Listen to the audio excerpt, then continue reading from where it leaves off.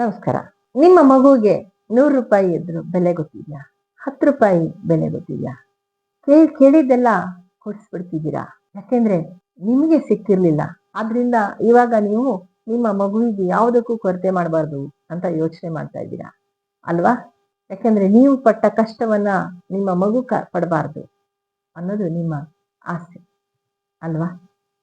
ಆದ್ರೆ ಅರ್ಥ ಮಾಡ್ಕೊಂಡಿದ್ದೀರಾ ಅವತ್ತಾದ್ರೂ? ದುಡ್ಡಿನ ಬೆಲೆಯನ್ನ ಮಗುವಿಗೆ ಇವಾಗಲೇ ಕಲಿಸದೆ ಹೋದ್ರೆ ದೊಡ್ಡಾದ್ಮೇಲೆ ಬಹಳ ಬೆಲೆ ತೆರಬೇಕಾಗುತ್ತೆ ನಿಮ್ಮದೇ ಮಗು. ಯಾಕಂದ್ರೆ ಜೀವನ ಅದನ್ನ ಕಠಿಣವಾಗಿ ಕಲಿಸುತ್ತೆ. ಈ ಬಗ್ಗೆ ತಿಳ್ಕೊಳ್ಳೋಣ ಇವತ್ತಿನ ಸಂಚಿಕೆಯಲ್ಲಿ. ಇದು ಜೀವನ ಪ್ರಣತಿ ವಾಹಿನಿ. ನಾನು ನಿಮ್ಮ ಪ್ರೀತಿಯ ಲೈಫ್ ಕೋಚ್ ಶೀಲಾ ಭಟ್. ನಾನು ಜೀವನಕ್ಕೆ ಉಪಯುಕ್ತವಾಗುವಂತಹ, ಅದರಲ್ಲೂ ಹದಿಹರೆಯದ ಮಕ್ಕಳು ಮತ್ತೆ ಅವರ ಪೋಷಕರಿಗೆ ಉಪಯುಕ್ತವಾಗುವಂತಹ ಮಾಹಿತಿಯನ್ನ ಪ್ರತಿದಿನ ಕೊಡ್ತೀನಿ. ಇವತ್ತು ಬುಧವಾರ ಹಣಕಾಸು ಮಾಹಿತಿ. ಮಕ್ಕಳಲ್ಲಿ ಹಣಕಾಸು ಒಂದು ಪರಿಜ್ಞಾನವನ್ನ ಬೆಳೆಸೋದು, ಅದನ್ನ ಉಪಯೋಗಿಸೋದು, ಬೆಳೆಸೋದು, ಇದ್ರ ಬಗ್ಗೆ ತಿಳಿಸಿಕೊಡುವ ಯತ್ನವನ್ನ ಮಾಡ್ತೀನಿ. ಆದ್ರಿಂದ ಪೂರ್ತಿಯಾಗಿ ನೋಡಿ, ಉಪಯೋಗ ತೆಗೆದುಕೊಳ್ಳಿ. ವಾಹಿನಿಗೆ ತಪ್ಪದೆ ಸಬ್ಸ್ಕ್ರೈಬ್ ಮಾಡ್ಕೊಳ್ಳಿ. ಇಷ್ಟ ಆದ ವಿಡಿಯೋಗಳನ್ನ ಲೈಕ್ ಮಾಡಿ, ಬೇರೆಯವರಿಗೆ ಶೇರ್ ಮಾಡಿ. ಯಾಕೆ ಮಕ್ಕಳ ಹಣಕಾಸು ಶಿಕ್ಷಣ ಮನೆಯಲ್ಲೇ ಆರಂಭ ಆಗುತ್ತೆ? ಯಾಕೆಂದ್ರೆ ಮಕ್ಕಳು ಅಪ್ಪ ಅಮ್ಮನ ನೋಡಿ ಕಲಿತಾರೆ. ಅವ್ರನ್ನ ಹೇಗೆ ಬೆಳೆಸ್ತೀವಿ ಹಾಗೆ ಬೆಳಿತಾರೆ. ನಾನು ನನ್ನದೇ ಒಂದು ಉದಾಹರಣೆಯನ್ನ ನಿಮ್ಮೊಂದಿಗೆ ಹಂಚ್ಕೊಳ್ತೀನಿ. ನಮ್ಮಲ್ಲಿ 3 ಮಕ್ಕಳಿದ್ದಾರೆ ಅಂತ ಇಟ್ಕೊಳ್ಳಿ. ಉದಾಹರಣೆಗೆ ನಾನು, ನನ್ನ ಸಿಬ್ಲಿಂಗ್ಸ್. ನನಗೆ ಜವಾಬ್ದಾರಿಯನ್ನ ಹೇಳ್ಕೊಡ್ಲಾಯ್ತು. ಹಣಕಾಸಿನ ಮೌಲ್ಯವನ್ನ ಸೆಕೆಂಡರಿ ಇಟ್ಟು ಸಂಬಂಧಗಳನ್ನ ನಿಭಾಯಿಸೋದ್ರ ಬಗ್ಗೆ ಒತ್ತು ಕೊಡ್ಲಾಯ್ತು.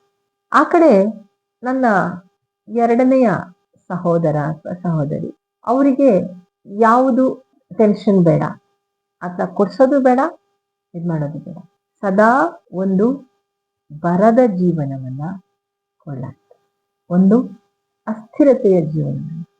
ಇನ್ನೊಂದು ಮಗು, ಕೊನೆಯ ಮಗು, ಆ ಮಗುವಿಗೆ ಹಣ ಅಂದ್ರೆ ಏನು, ಹಣಕಾಸನ್ನ ನೀನು ಸೇವ್ ಮಾಡಿಕೊಂಡ್ರೆ ಅದನ್ನ ನಿನ್ನ ಒಳಿತಿಗೆ ನೀನು ಬಳಸ್ಕೋಬಹುದು ಅನ್ನೋದನ್ನ ಪುಟ್ಟ ವಯಸ್ಸಿನಿಂದಲೇ ಬೆಳೆಸಲಾಯಿತು.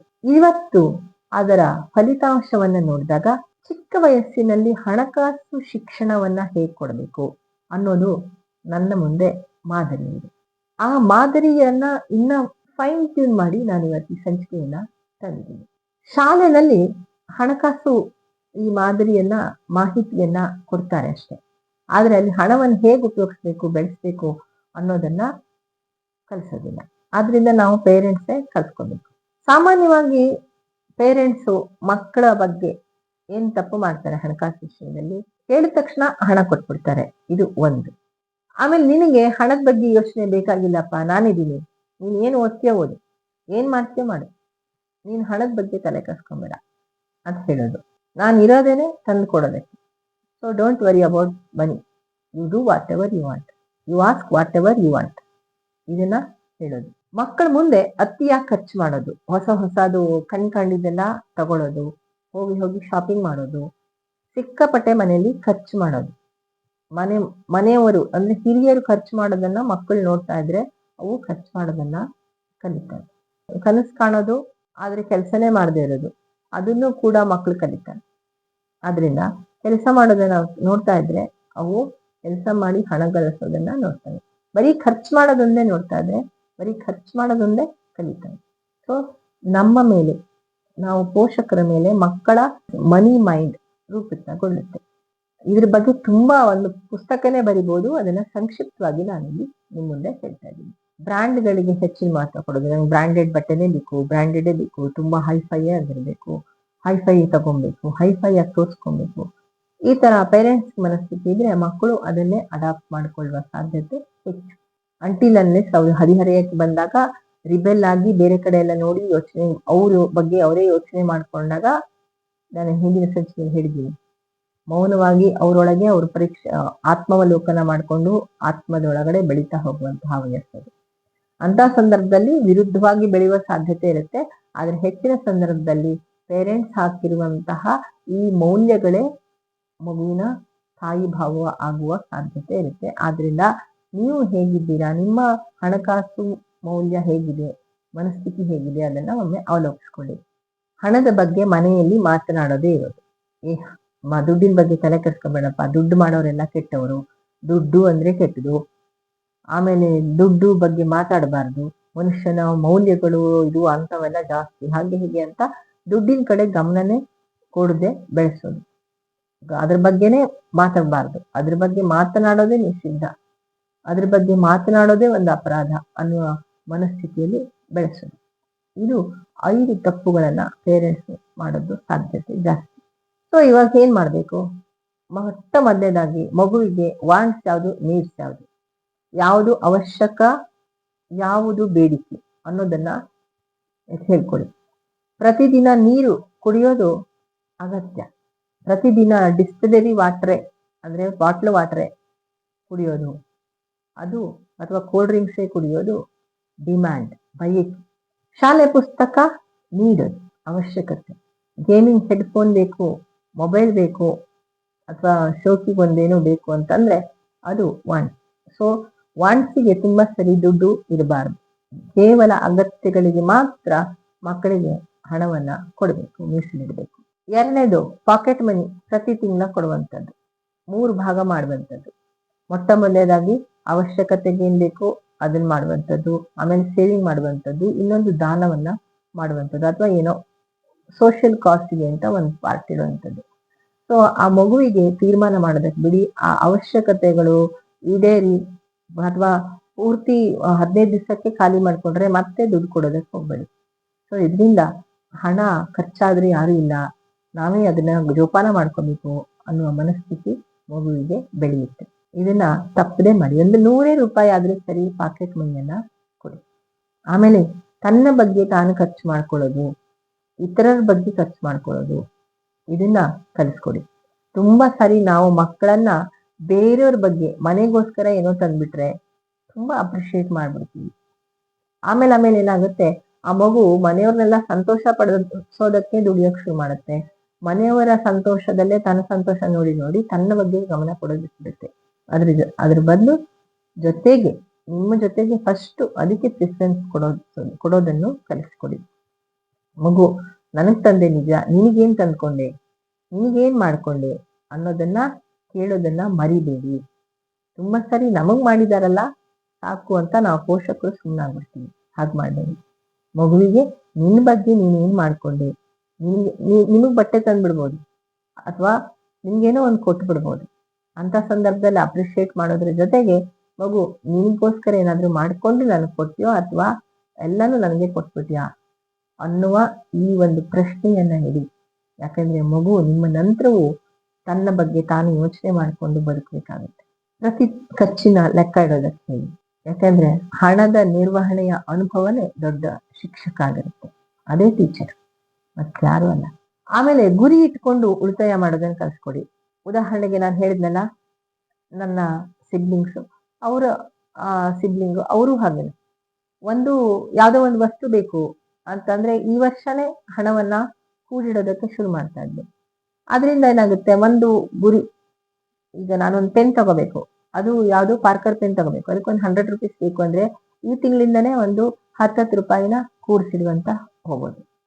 ಈ ತರಹ ಕೂಡಿಸಿಡುವಂತ ಒಂದು ಗುರಿಗೆ, ಒಂದು ತನ್ನ ಬೇಡಿಕೆಗೆ ಗುರಿಗೆ ಹಣವನ್ನ ಕೂಡಿಸಿಕೊಳ್ಳುವ ಒಂದು ಪ್ರವೃತ್ತಿಯನ್ನ ಮಗುವಿನಲ್ಲಿ ಬೆಳೆಸಿ.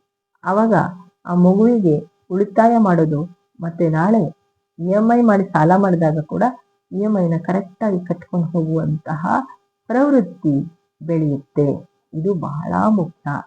ಆಮೇಲೆ ವಯಸ್ಸಿಗೆ ತಕ್ಕಂತೆ ಹಣ ಗಳಿಸುವ ಅವಕಾಶ ಕೊಡಿ.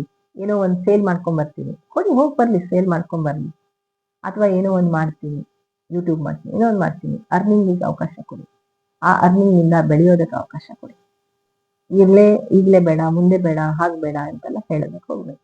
ಆಮೇಲೆ ಹಬ್ಬಗಳಲ್ಲಿ ದೊಡ್ಡವರು, ಅಜ್ಜ ಅಜ್ಜಿ ಎಲ್ಲ ರಿಲೇಟಿವ್ಸ್ ಕೊಡ್ತಾರೆ ಹಣವನ್ನ. ಆ ಹಣವನ್ನ ಯೋಜಿತವಾಗಿ ಸರಿಯಾದ ರೀತಿ ಲೆಕ್ಕ ಇಟ್ಕೊಂಡು ಬಳಸುವಂಥದ್ದು. ಈ ತರ ಮನೆಯ ಸಣ್ಣ ಸಣ್ಣ ಜವಾಬ್ದಾರಿಗಳು, ಹೋಗಿ ಹಾಲು ತಗೊಂಡ್ಬಾ, ದುಡ್ಡು ಕೊಟ್ಟು ಹಾಲು ತಗೊಂಬಾ, ತರಕಾರಿ ತಗೊಂಬಾ, ಸಾಮಾನು ತಗೊಂಬಾ, ಈ ತರ ಹಣಕಾಸು ವ್ಯವಹಾರವನ್ನ ಅವ್ರ ಹತ್ರ ಮಾಡಿಸೋದು, ಇವೆಲ್ಲ ಬಹಳ ಮುಖ್ಯ ಆಗಿರ್ತವೆ.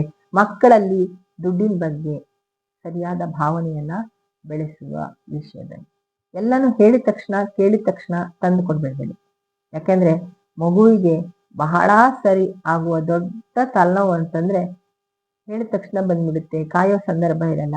ಅಂತ ಸಂದರ್ಭದಲ್ಲಿ ಅದಕ್ಕೆ ಆ ಹಣದ ಬೆಲೆ ಗೊತ್ತೇ ಆಗೋದಿಲ್ಲ. ಯಾಕಂದ್ರೆ ಹಣ ಅಂತಂದ್ರೆ ಏನೋ ಒಂದ್ ಸ್ವಲ್ಪ ಇದು ಅಂತ ಹೇಳ್ಬೇಡಿ. ತುಂಬಾ ಸರಿ ಕಾಯಿಸೋದು ಒಳ್ಳೇದಲ್ಲ, ಅಥವಾ ಕಾಯಿಸ್ದಲೇ ನಾಳೆ ಬೆಳಿಗ್ಗೆನೆ ತಂದ್ಕೊಡೋದು ಒಳ್ಳೇದಲ್ಲ. ಮಕ್ಕಳ ಮನಸ್ಸಿನ ಮೇಲೆ ಹಣದ ಬಗ್ಗೆ ಈ ರೀತಿ ವಿಪರೀತ ವ್ಯಾಮೋಹ, ಹಣ ಮನಿ ಮೈಂಡೆಡ್, ಅತಿ ಮನಿ ಮೈಂಡೆಡ್ ಈ ತರ ಎಲ್ಲ ಆಗೋದು ನಮ್ಮ ಪೋಷಕರ ಮೇಲೆ ಡಿಪೆಂಡ್ ಆಗಿರುತ್ತೆ.